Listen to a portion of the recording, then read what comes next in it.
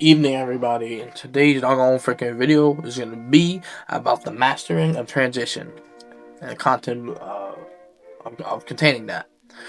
This is going to be a comprehensible study guide and YouTube explanation, analysis, education of the analysis of doggone freaking symmetrical English defense. This focus moves on the transition to middle game coordination, move printing to end game precision, objectivity. It's the post game analysis. And we're going to go over the opening, the English defense, explaining structural weaknesses, the e-file, and pass pawn conversions. Let's start off with move 15. We're going to go there. So as you see, this is a complicated A38 English symmetrical variation full of symmetry. This is a book move, the what? It simplifies the position.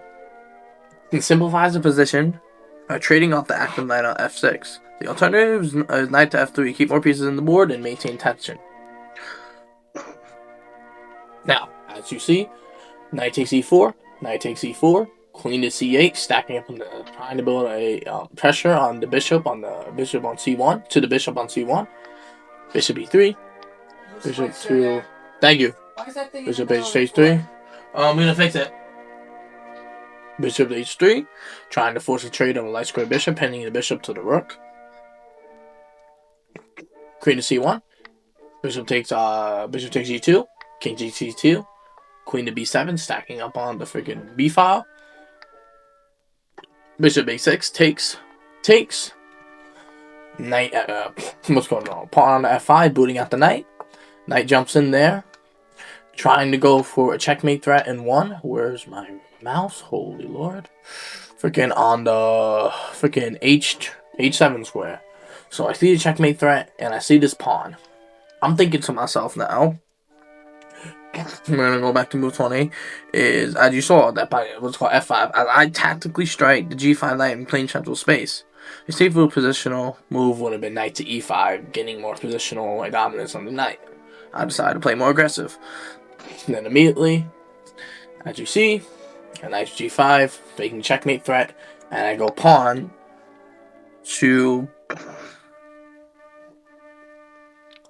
And even me before, when I do e3, I was a bit aggressive on this and a bit vague, so I immediately go pawn to e5, simply continuously advancing my pawns and simultaneously defending this checkmate threat, freaking right here on the h7 square.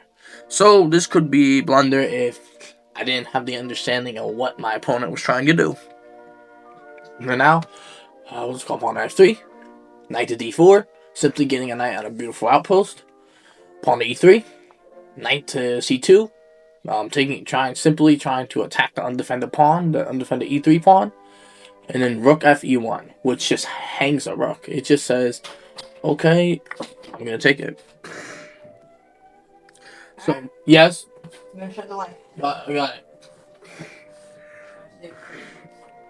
Now, let's go to this and say this. We all been here. A crushing menu aim that evacuates into a draw. This position has only a 2.7 advantage for at the highest level of decisive win, but at the lower level could easily be drawn. So, this set here is about tactics. It's a middle game, and then we call this transition, as I liquidate the position and forcing to a double queen against rook and queen knight endgame, which I obviously I'm a rook up due to him hanging that rook. Now, let's show this. Notice this prune. As you're gonna see in the starting of this game, it's a c4 to c5 game. Everything I do is symmetrical and making into a very drawish-like position. Everything I do is copying him, not because I'm just doing it to copy. I'm simply making everything symmetrical because it makes a very positional and drawish-like position. So now, as you see this, ask yourself interrogatives. Ask yourself the right questions. What is a threat in this position? As you can see, what can improve my piece coordination? Like this.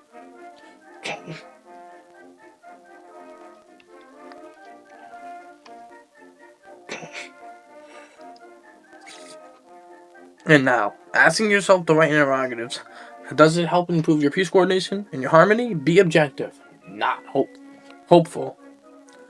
Now, we're gonna go on. We're gonna skip the beginning of the middle, the freaking opening, because everything is just symmetrical. Rook to b8. We're just keep moving. This is a critical moment. I'm trying to make a long-term access to what's it called? My three major pieces, the freaking the queen, the freaking rook, and now the other rook to stack on the A file. That was my long-term first plan, but things changed. So let's go into move. Let's go into move. Let's go knight takes e1. Okay, so I go knight takes e1. My opponent is forced to take with this rook, and this file is still open for me in future purposes, so I can maneuver my major pieces here together to gain dominance on this file and gain dominance to this queen and potentially get my rooks on the 7th rank. So, rook takes e1, rook to c8, also opening up the c file, so I have access to all the open files, which means I have decisive advantage. Even though my queen is bound to this square, freaking here, for now, to stop always stopping the checkmate threat. Rook to e2. I offer a queen chain to simplify and liquefy the position. Now let's define the pruning.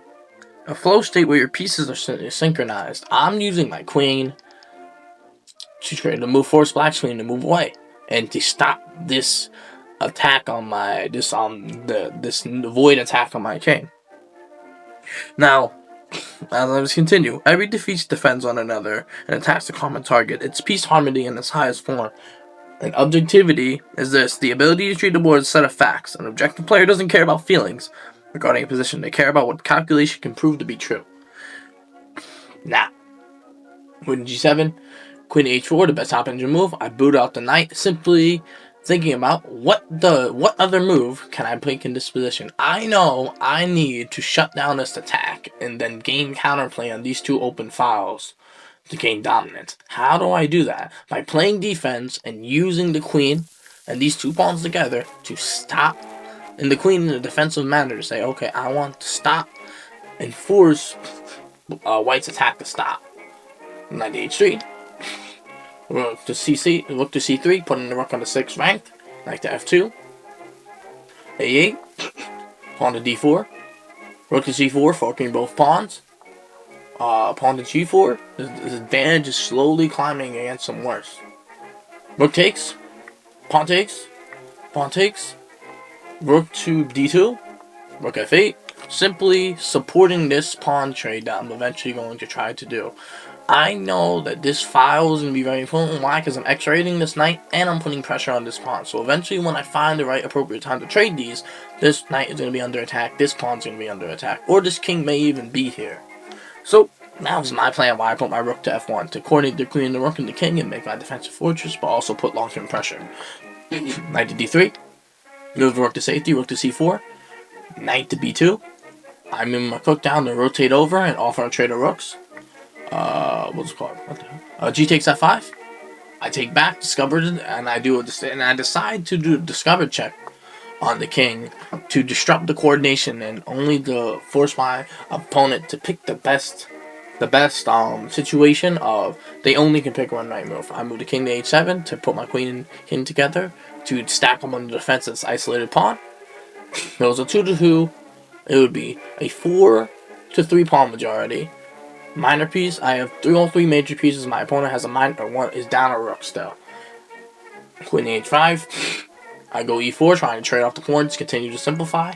I push my pawn, my passed pawn, that my rook can always slide to the b file and defend if white tries to pounce on this pawn.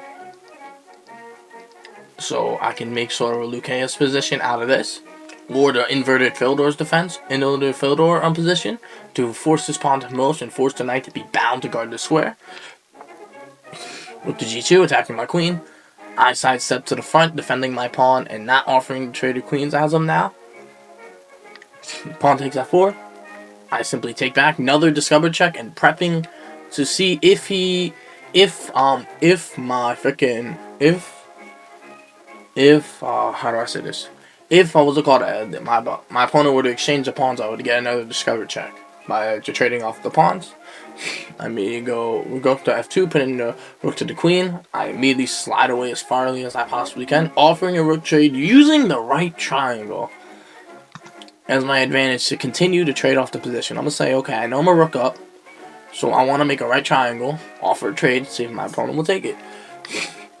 Opponent takes, I take back with checks, game a tempo, knight blocks. I push my pawn up again to b3, basically putting my pawn in third rank. Now this pawn value, relative value, is about 4 to 6 points of material. Once it gets to the second rank, it's going to be at least 8. Now I'm thinking pawn to b3, and that's where my opponent resigned. As I play, wait, what the hell? The fuck? I think I played the rest of the game. After this position, my opponent resigned. Wait, did he? I know my opponent left. I believe it was after the rook trade, right? This. Yes. Yes, after, wait, what the hell? No, these are variations. Hold on. Wait, this,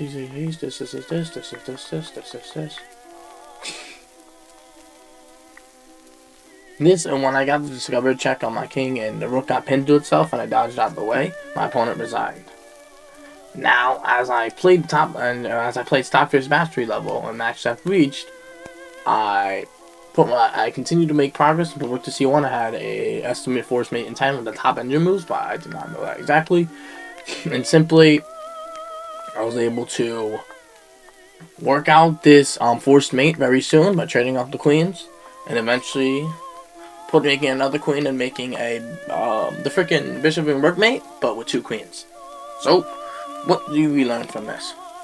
Move printing, objectivity, and also learn about tactical breathing. If you ever feel nervous in a high tense position, breathe in for 4, hold for 4, exhale, inhale, do 4 times. Box breathing, it works, it makes a difference. I hope you guys understood everything in this video. And now, this was just a simple and a quick video talking about how you use those 2 terms to build a consistent accuracy like this. So, I hope you guys learned something new. Make sure and master the transition. Master the game, like, subscribe, and download. And I'm going to put a guide below. Download it, study it. And the mindset is this. Use box breathing. Reset after mistake. Don't tilt. Calculate. Stay sharp. 7-5. Thank you.